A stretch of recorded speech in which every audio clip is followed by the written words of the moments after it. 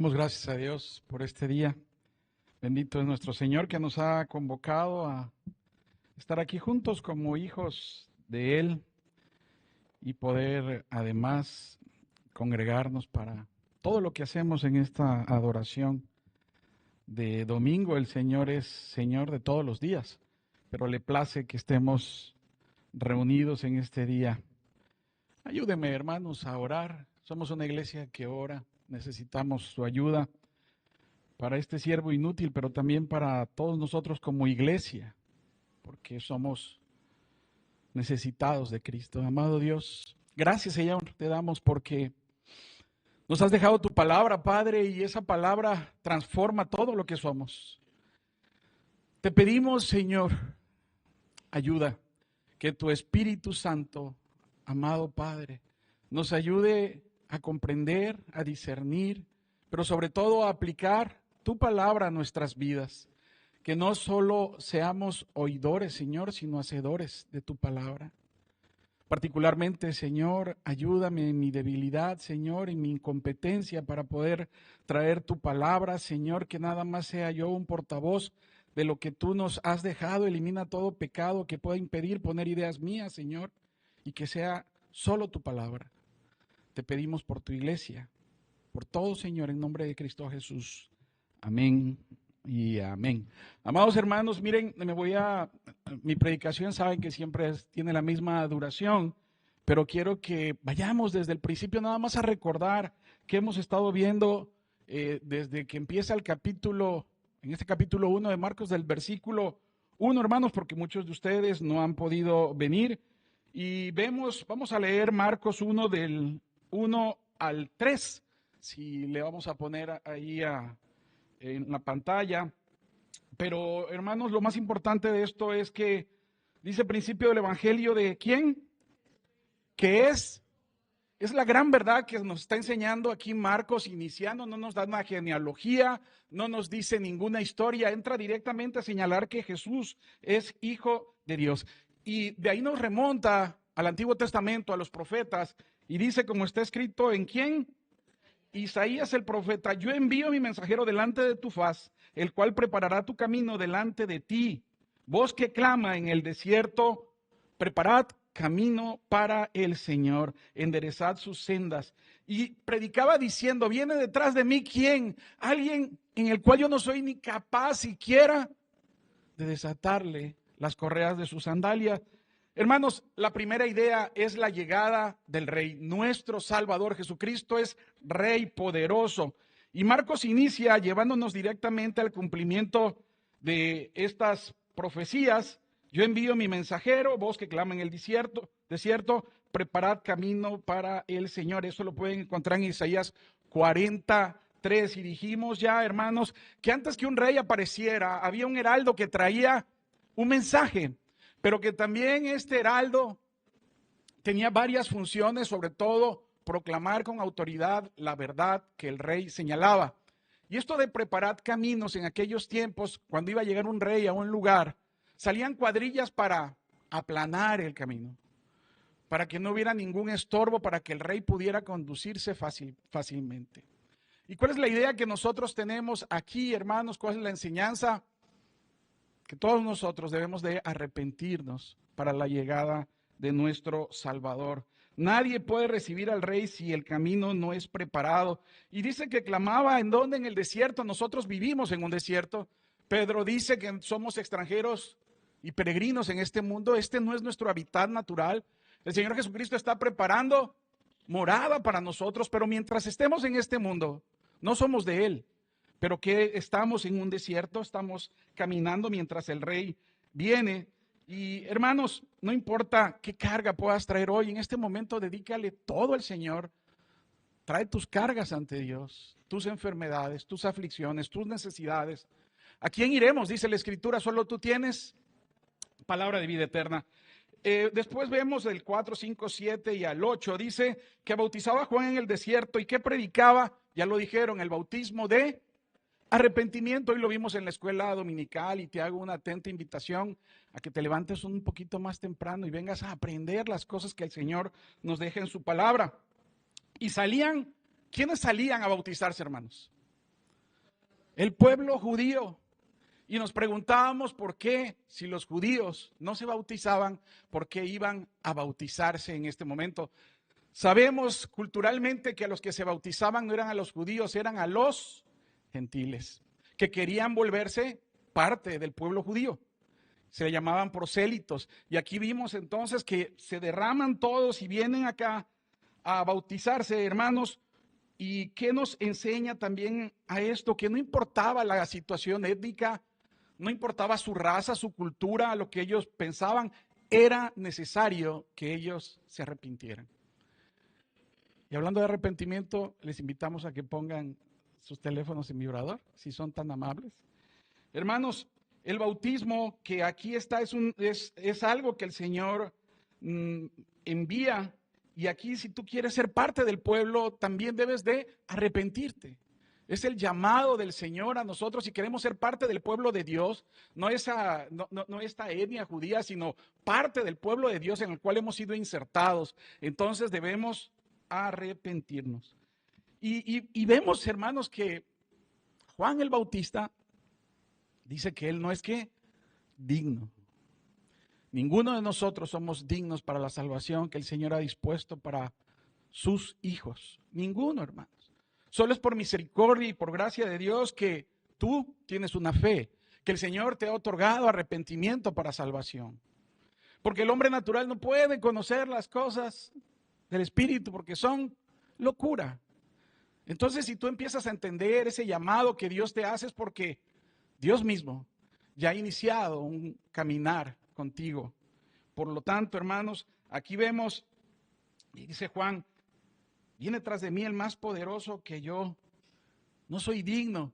Y también lo platicamos cuando iniciamos este evangelio, que dijimos sobre el siervo menor, el discípulo de menor valía.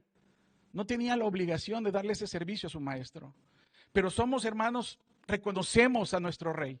Reconocemos quién es Jesús.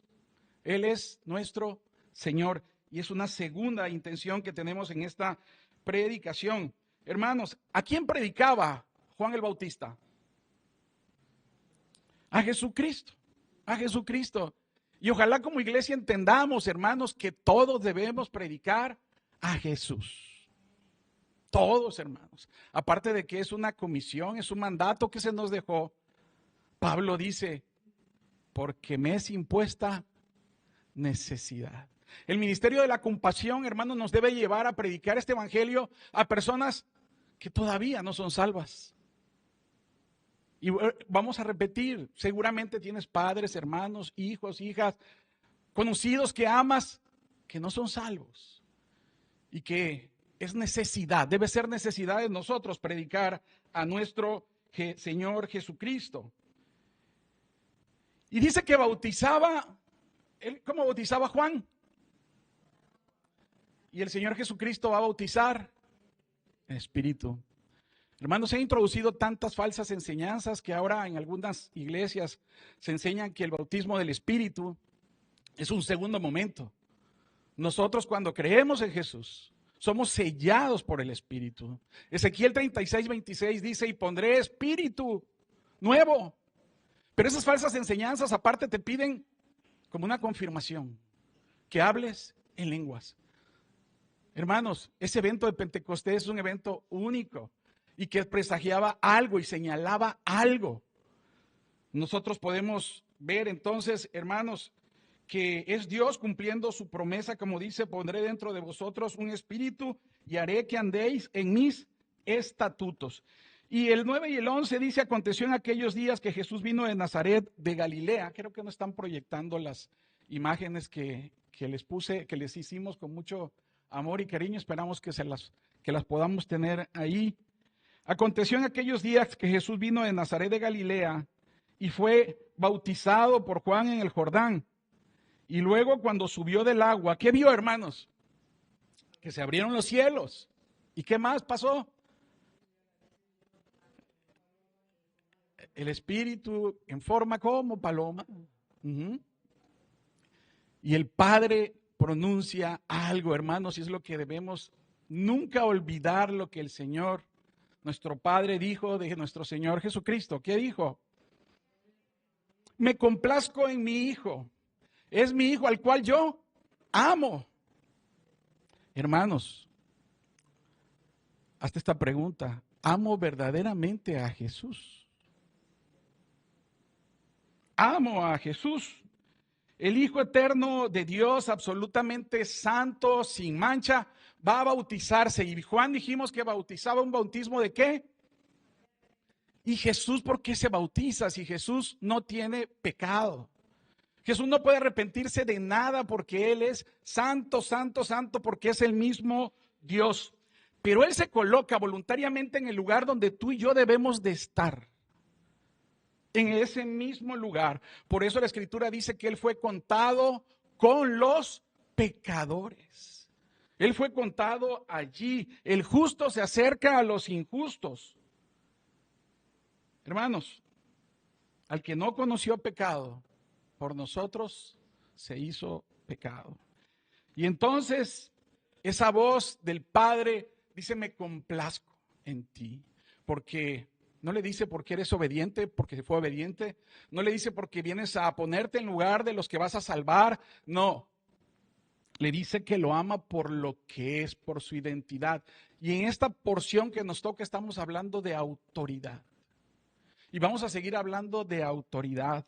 La identidad de Jesús es dada por el Padre. Es mi hijo. Es mi hijo, hermanos. Y lo ama. Y preguntamos, ¿tú amas a Jesús verdaderamente, hermanos?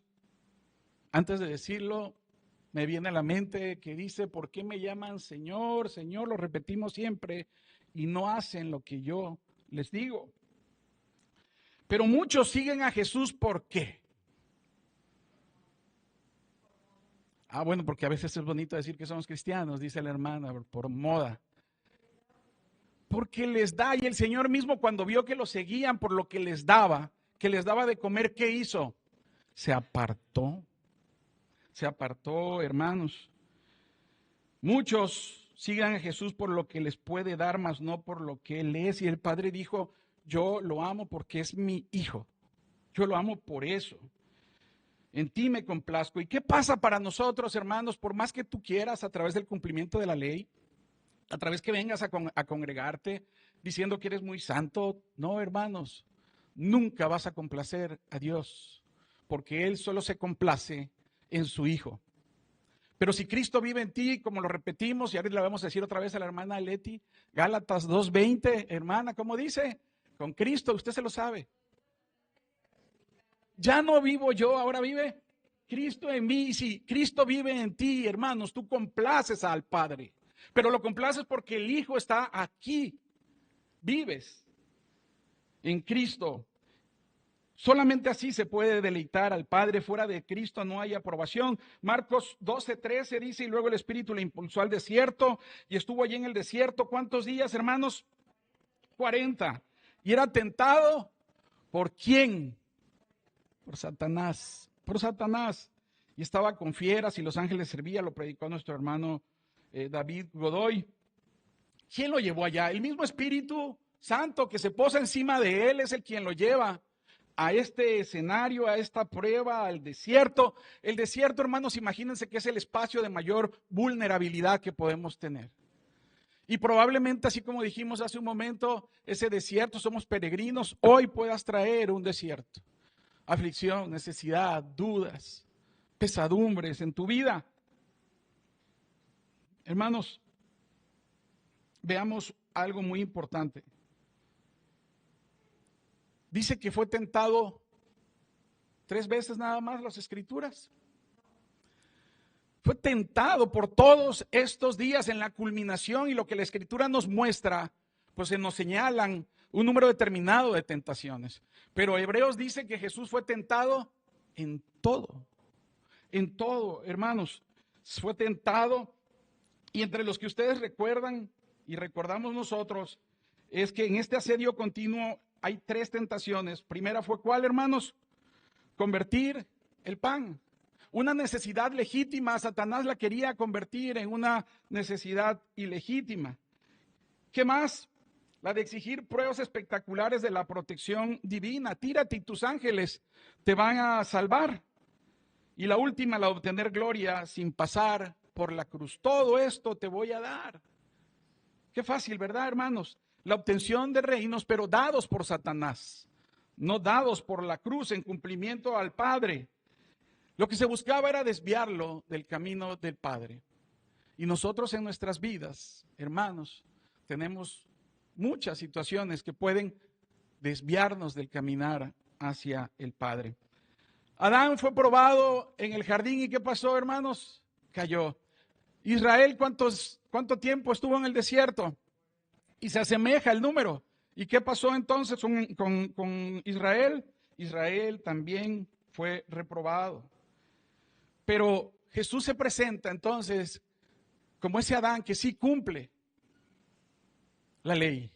Fue probado en todo, pero sin mancha.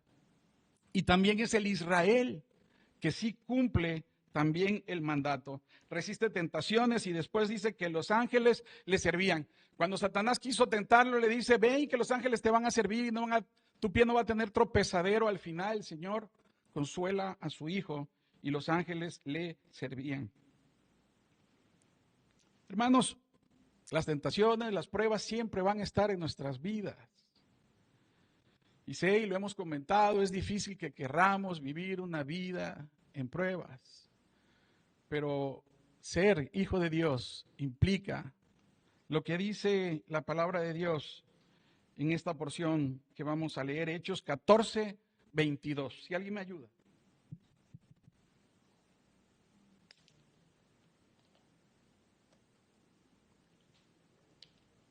¿Alguien? Hechos 14, 22.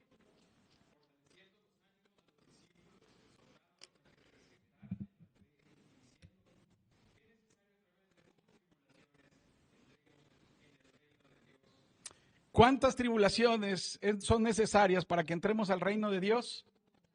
Muchas. Y dice que eso les fortalecía a los discípulos. Y nos debe fortalecer como iglesia, hermanos.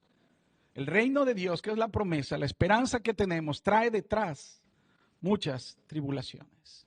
Pero en Cristo todo lo podemos soportar. En Cristo estamos seguros, confiados, hermanos.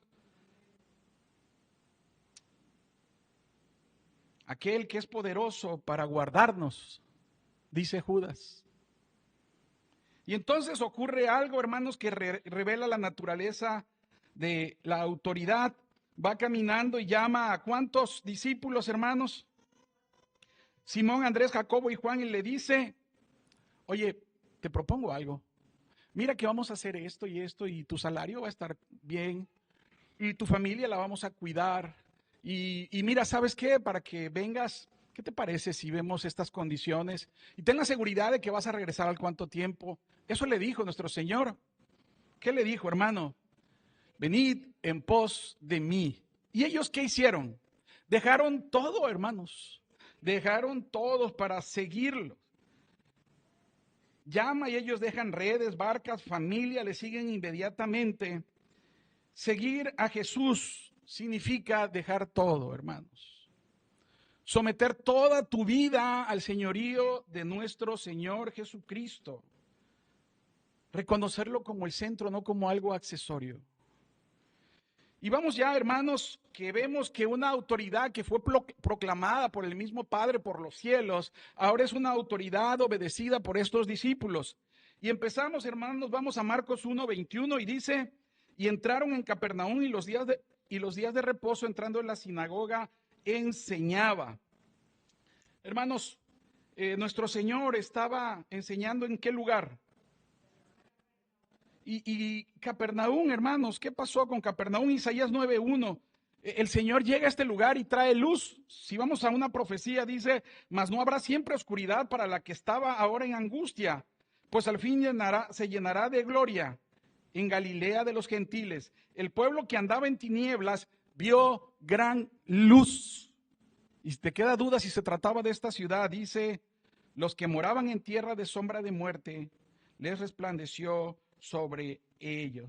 Y estamos hablando de este lugar a donde el Señor pone como su base, su estrategia de operaciones, y aquí predica y obra, hermanos, repetidamente. Pero ¿qué pasa con ese pueblo? ¿Cree?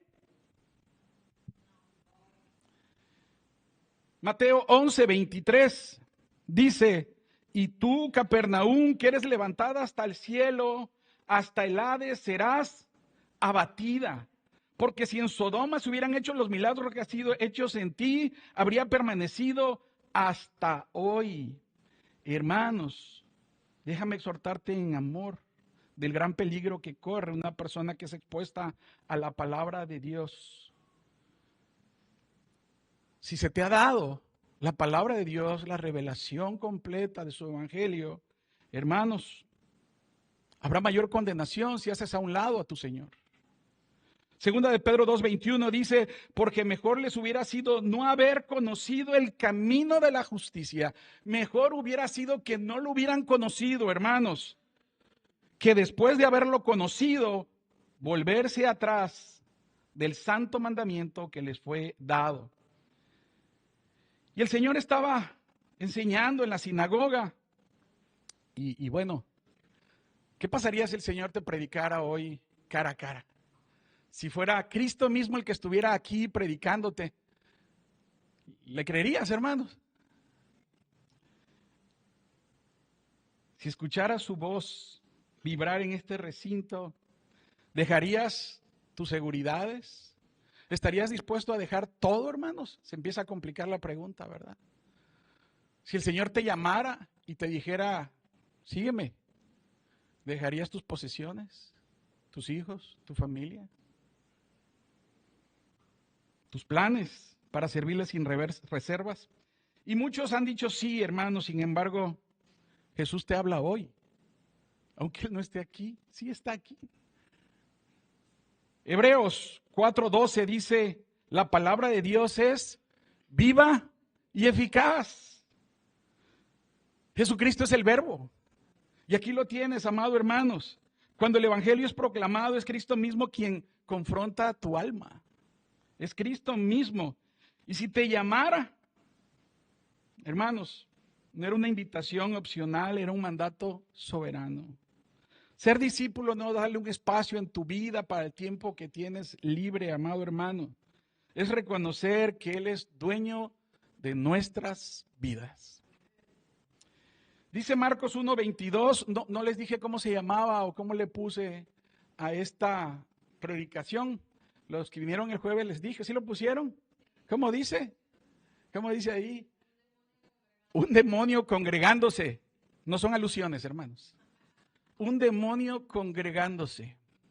Vamos a la palabra de Dios, verso 22. Y se admiraban de su doctrina, antes de eso, porque les enseñaba como quien tiene autoridad y no como los escribas. Se admiraban de lo que el Señor decía y fueron impactados en ese momento. La pregunta que yo te hago es, ¿te impactan las palabras de Jesús?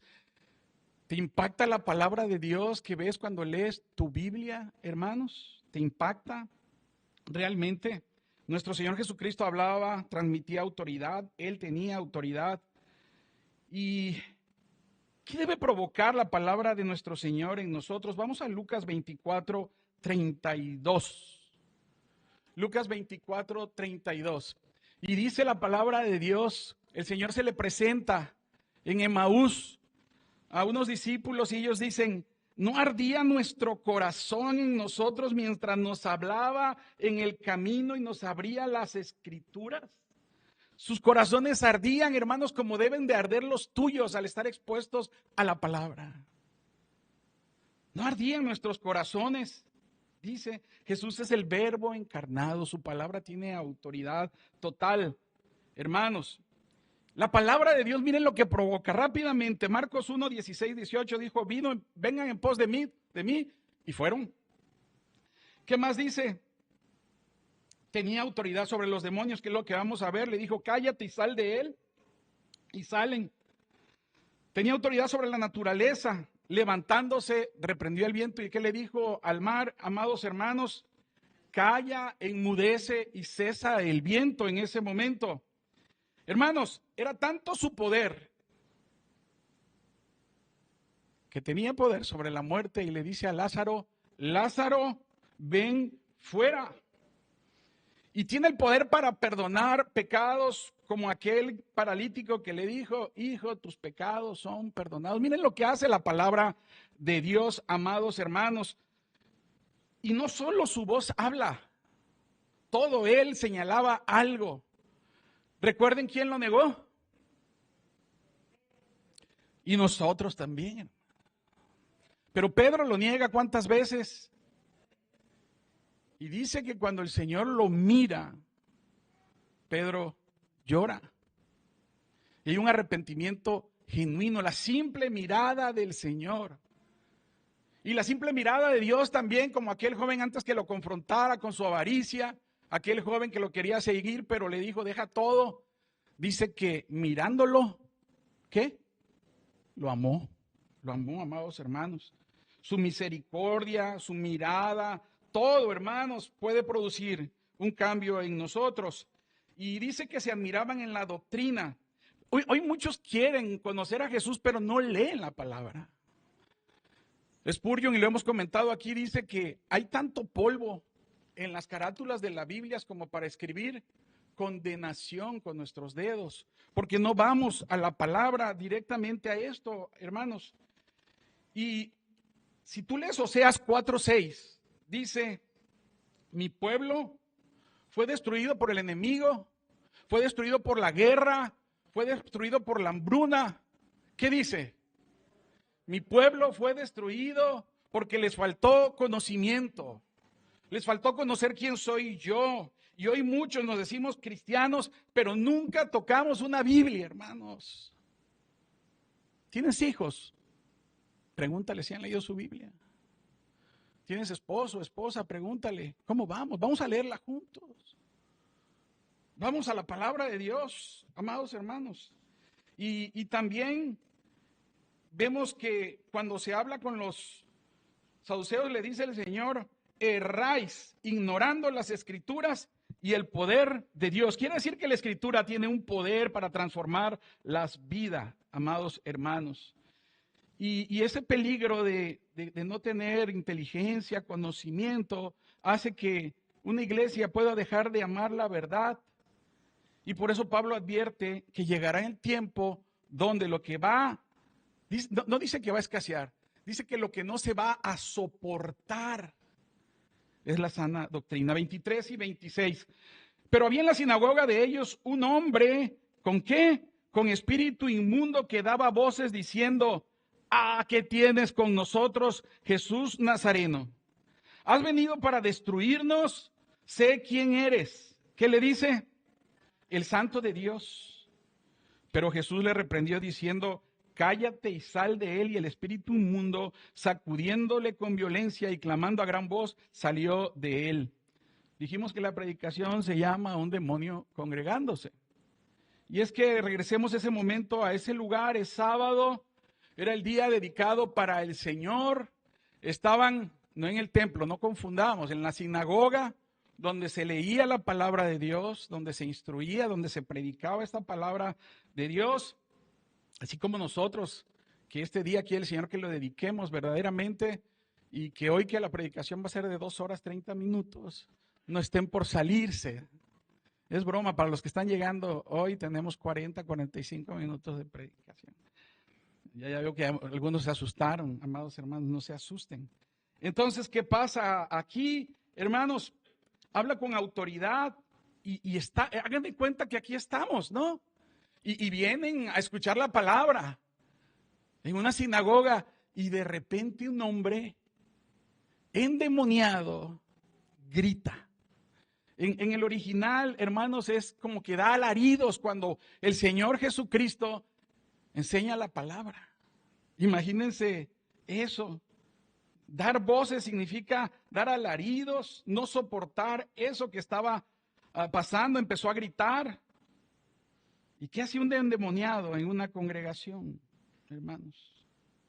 Es que puede pasar el día de hoy. Puede pasar el día de hoy en el sentido de que muchos estamos engañados de creernos algo que no somos, pero le altera la presencia del Señor, la exposición de la palabra misma. Y es que, hermanos, cuando estamos aquí escuchando la palabra, sentados allá o predicando, hay una lucha espiritual verdadera. Más, hermanos, cuando se habla de pecado que cometemos.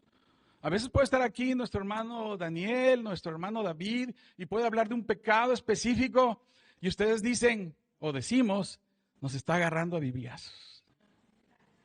Y ni siquiera los hermanos saben cuál es su vida.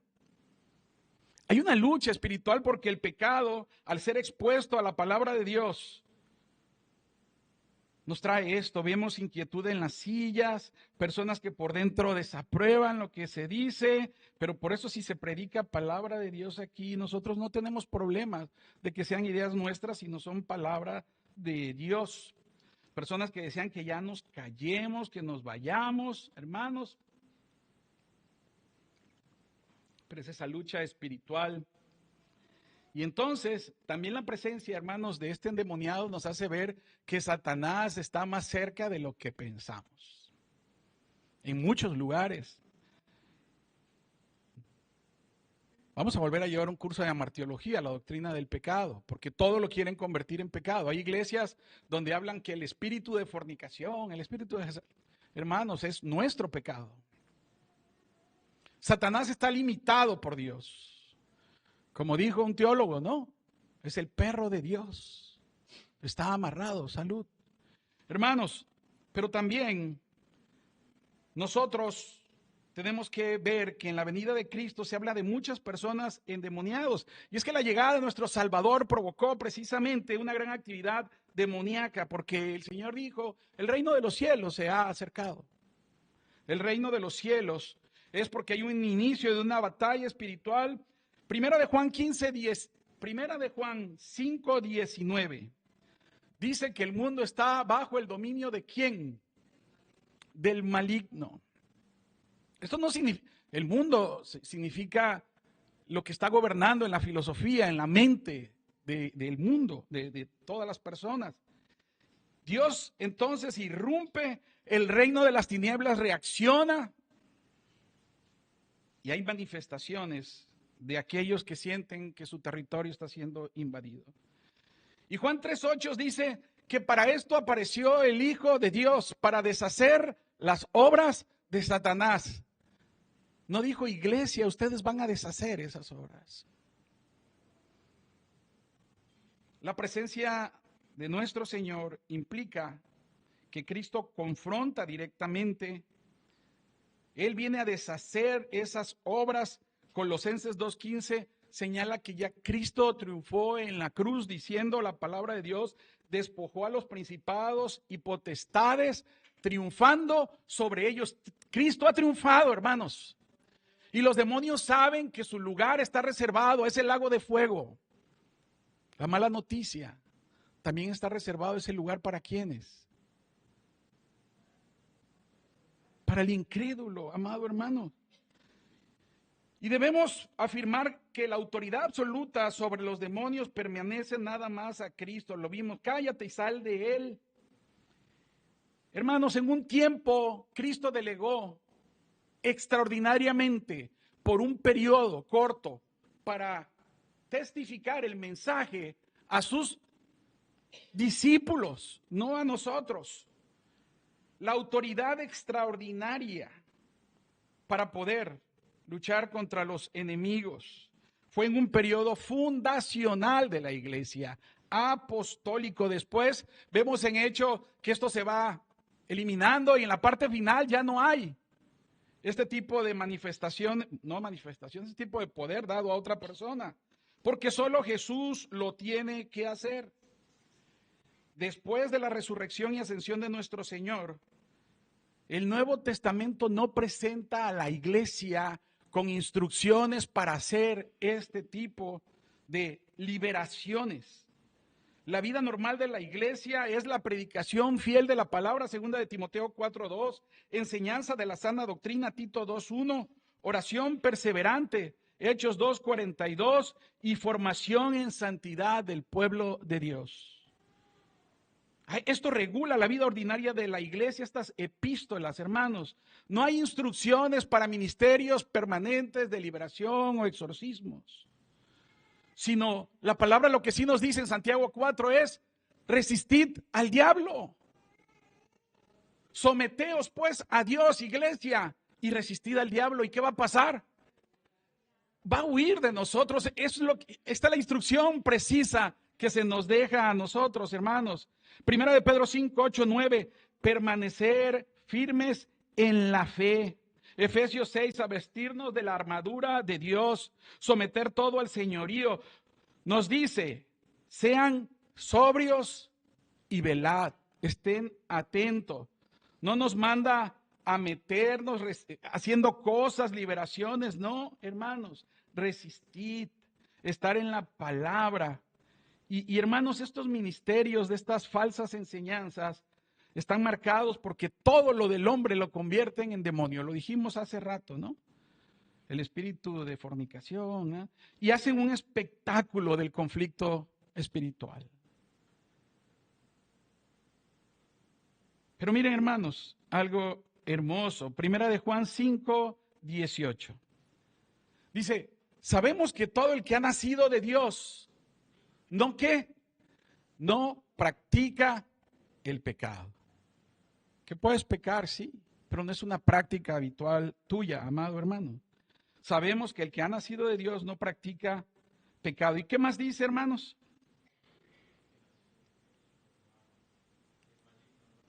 El maligno no lo toca. Hermanos, eso dice la palabra de Dios. Si tú eres verdaderamente hijo de Dios, el maligno no puede poseerte.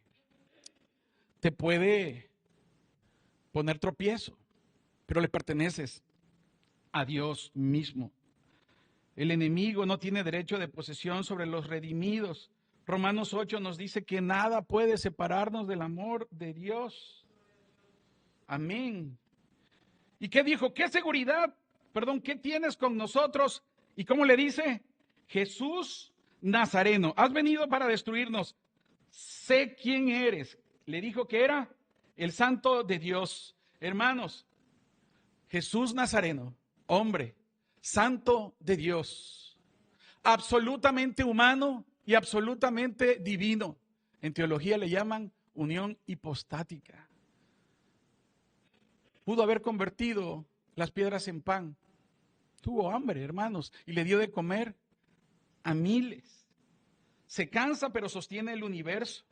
Tiene hambre, multiplica panes. Llora ante una tumba, pero triunfa ante su propia muerte.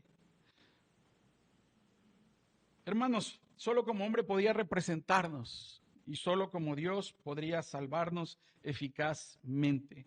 Has venido para destruirnos, demonios saben cuál es su destino final, lo dijimos en Mateo 8:29, también dice en el episodio de los Gadarenos, has venido acá para atormentarnos antes de tiempo. Hay un tiempo determinado para el juicio final. Hay un tiempo. Hay algo importante. Los demonios creen en Jesús.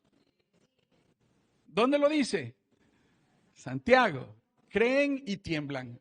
Pero no es una fe salvífica, hermanos. No es una fe salvífica. Mientras algunos hombres dudan, hermanos, este mundo espiritual sabe quién es Él. Y la pregunta es, ¿tú crees? Y es la segunda vez que lo preguntamos. ¿Tú sabes quién es Jesús? ¿Tú crees verdaderamente Jesús? ¿Es tu Señor? Lo repetimos de nuevo, todos queremos un Jesús que sea nuestro Salvador, pero no un Jesús que sea nuestro Señor. Y cuando viene la prueba, cuando viene la oportunidad de servir, cuando viene la oportunidad de llevar el Evangelio, cuando hay debilidad, cuando hay ausencia, es donde podemos decir, sí creo. No en otras condiciones, amados hermanos. Y aquí vemos que los demonios conocen teología, pero no tienen obediencia. Reconocen la santidad de Dios, pero no le aman. Identifican su autoridad, pero no se rinden. Y entonces, muchos hoy podemos decir que creemos en Jesús, pero dudamos de su palabra cuando nos pide que dejemos a un lado nuestro pecado. ¿Con qué pecado estamos luchando, hermanos? Mentira. Nos hacemos de cosas que no es nuestra. Fornicación, lujuria. Hoy preguntaba el pastor Daniel, cuál había sido el hombre que más había pecado, bíblicamente hablando, ¿no? Y entonces, pues Judas, dijeron, Judas. ¿Por qué? Porque traicionó a Cristo. Yo me quedé pensando, Señor, ¿cuántas veces te he dado la espalda? ¿Cuántas veces te he traicionado? ¿Cuántas veces? Hermanos, 25 y 26. Pero Jesús le reprendió diciendo, cállate y sal de él. Y el espíritu inmundo, ¿qué hizo? Sacudiéndole con violencia y clamando a gran voz, salió de él. ¿Se fijan que no está hablando con Satanás? Le está dando instrucción y orden, hermanos. Se le dijo a Caín que el pecado estaba a la puerta, ¿no? El diablo está como león rugiente. Perdón. Y en esta, ya vimos, hermanos, nada más para recordar, que el tentador se acercó a Jesucristo y le dijo, si eres hijo de Dios, di que estas piedras se conviertan en pan. Y el Señor responde con un pasaje que vemos en Éxodo, y eso lo debemos de saber, que siempre respondió con la palabra. Éxodo 16, cuando Israel tuvo hambre y murmuró contra Dios, y en Deuteronomio 8, 2, 3 dice, te afligió y te hizo tener hambre para hacerte saber que no de solo de pan vive el hombre, sino de toda la palabra que sale de la boca de Dios. ¿Se puso a dialogar con Satanás? No. Le dijo, le respondió con las escrituras. Cuando viene el pecado, la tentación, tu mente debe estar llena de la palabra de Dios para que puedas responderle a la tentación, al enemigo. Y después de esto, hermanos, vemos que hay muchas cosas que Satanás quiere hacer. En la segunda tentación lo lleva al pináculo del templo y Satanás sabe las escrituras y se basa al Salmo 91, 11 y 12. Le dice, confiado en lo que dice este salmo, que dice, en las manos te llevarán para que tu pie no tropiece en piedra. Y le dice, si eres hijo de Dios, échate abajo. Tus ángeles van a venir para eso. Quería forzar a Dios a intervenir espectacularmente y él le dice en Deuteronomio 6:16, no tentarás al Señor tu Dios. En la tercera, más frontal, le muestra todos los tesoros del mundo. Todo esto te daré. Y el Señor otra vez, Deuteronomio 6:13, solo al Señor tu Dios adorarás y a Él servirás. En cada caso responde así. Con Satanás, hermanos, no se dialoga, no se coquetea. Vuestro adversario, diablo, anda como león rugiente y dice, resistid. Eva cae porque entró en conversación con el enemigo. Y entonces podemos ver en el Nuevo Testamento, Efesios 4:27 dice, ni deis lugar al diablo. Y entonces dice que este hombre es dejado por el Espíritu, sacudiéndole con violencia y clamando a gran voz, salió de él. Y todos se asombraban, dice el verso 27, de tal manera que discutían entre sí diciendo, ¿qué es esto? ¿Qué nueva doctrina es esta? Que puede mandar con autoridad que los espíritus le obedezcan, y la fama se multiplica. Hermanos, la multitud no se asombra por el milagro. Dice, ¿qué doctrina es esta que tiene tanta autoridad? Pero miren, hermanos, dijimos que en ese pueblo muchos se asombraron, pero pocos se rindieron. El llamado de hoy es que rindas tu vida al Señor. El Señor ha obrado milagrosamente en ti, hermanos. Ponte a pensar todas las dificultades que has pasado. ¿De dónde te ha sacado el Señor? Y aún así, como ese pueblo, no nos rendimos. Vamos a ir cerrando, hermanos. Dice que al salir de la sinagoga, 29 y 31, vinieron a casa de Simeón y Andrés con Jacobo y Juan. Y la suegra de Simeón, ¿quién es Simeón? Simón, perdón, ¿quién es Simón, hermanos? Pedro. Ah, tenía suegra. Era casado.